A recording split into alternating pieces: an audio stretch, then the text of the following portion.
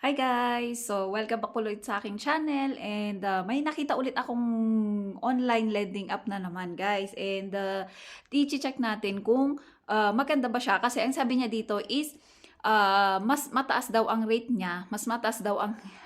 niya, na magpa-loan sa mga bago or sa mga first time na maglo-loan.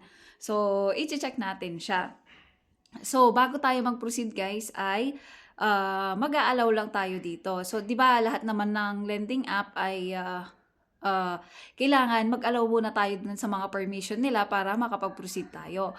Pero, wag niyo munang i-download guys para i-check muna natin.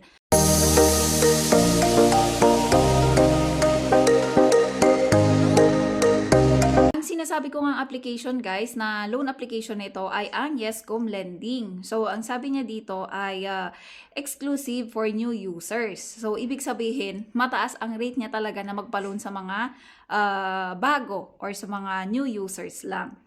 And then, kalalagay pa din tayo dito ng cellphone number. So, cellphone number and then yung code, tapos gagawa tayo dito ng 8 to 16 characters na password. So, habang nag-fill up tayo dito guys, habang nag-fill up tayo ng ating mga information below ay nakikita nyo dito daw yung amount na pwede natin ma-loan every successful na fill up natin dito sa information. So, sabi niya dito, your chances of getting a loan increase by 80%. So, kailangan i-fill up natin lahat. So, ang una natin ay ang gender, birthday, marital status, education, mga address, ganon. And then, next ay ang contact information. So, contact relationship, so, ang parang ano dito is 5 yata. Ang nakita kong contact information na dito is 5. So, sabi niya dito, if we cannot contact you, we will call the emergency contact you have entered. So, guys, kapag naglagay kayo dito ng contact number, dapat alam niya or alam nila na sila ang ilalagay nyo dito para hindi sila mabigla. Kasi alam nyo yung mga loan application na ganito, once lang na hindi ka makontak or due date ka, ay i-text or i-call na nila yung nilagay nyo ditong emergency number. Kaya kailangan alam nila. Or kung may mga number kayo naman dyan na hindi nyo ginagamit, pwedeng ilagay nyo na para kayo na lang din ang i-contact nila. So, after natin mag-fill up ng contact information, tumaas ulit yung amount na iloloan natin.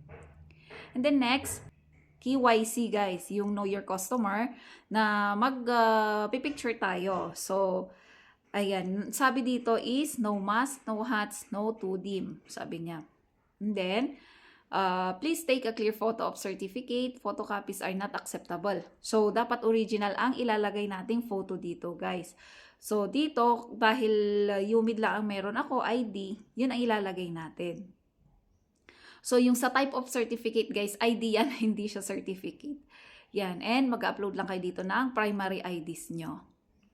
So, sabi dito, fill in the information below and your chances of getting a loan is increased by 80%. So, akin, dahil nakapag-fill up na ako, ay umabot na daw ng 35,000. So, dito, occupation, monthly income, pay period, tsaka email natin. And then, maglalagay din tayo dito ng bank account. E-wallet lang guys ang pwede dito. Ang e-wallet na pagpipilian nyo ay GrabPay, PayMaya at GCash lang. So, ayan guys. And then, isasubmit nyo lang ito. Then, hihintayin natin siyang ma-approve. So, yung computation nila dito guys, ang loan natin ay mag-i-start ng, so dahil akin ay 6,500 lang. So, magre-range yung loan ko. Kapag na-approve ako, magre-range ng 3,500 to 6,500 yung loan ko. So, ang duration niya daw dito guys is 60 days. Pero, pag tinitignan natin guys is parang 7 days lang siya. Parang 7 days lang din ito. And then, ang admin amount niya ay, kunwari, yung 3,500, ang admin amount niya ay 1,050. So, medyo malaki-laki pa din. At kapag 6,500 naman ay 1,950. So, malaki pa din siya. At ang sabi dito, ang interest daw ay 0.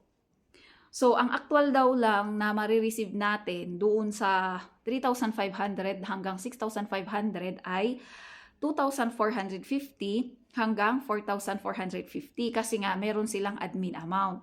And then, amount due at maturity ay 3,500 hanggang 6,500 pa din daw kasi nga zero interest lang siya. 7 days lang pala ito, guys. So, hindi siya 60 days or 180 days. Kasi, sabi dito is, ang step 1 mo, ang babayaran mo is 3,150.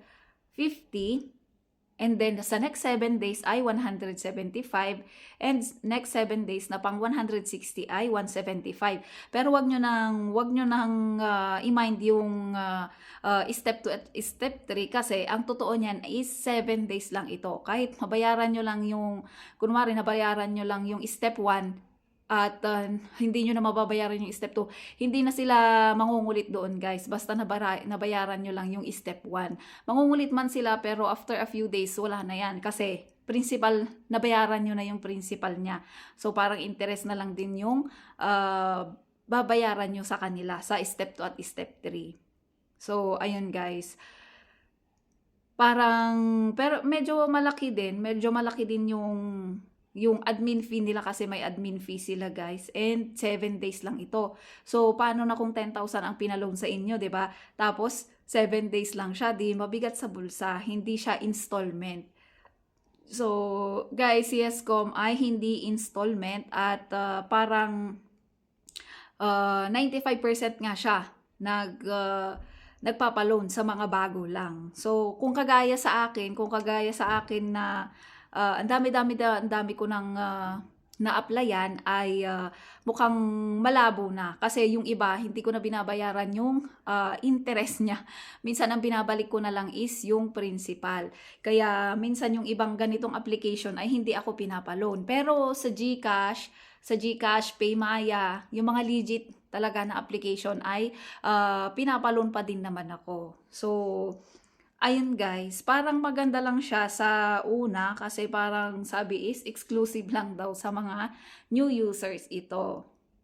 So, ayan, Yescom Lending na under siya sa Easy Borrow daw. So, iisa lang yung mga yun, guys. Parang iba-iba lang yung pangalan. So, kung gusto nyong itry ay nakita nyo naman kung paano mag-apply. Pero nasa sa inyo pa din, guys, yung desisyon kung gusto nyo siyang itry. At naipakita ko naman na sa inyo kung paano yung interest niya ay admin fee or kung magkano ang makukuha lang natin dito. Ayan. At kung bago ka pa lang sa aking channel, huwag kakalimutang mag-subscribe para ma-update kayo sa mga bago ko pang ma-upload na kagaya nito. Bye!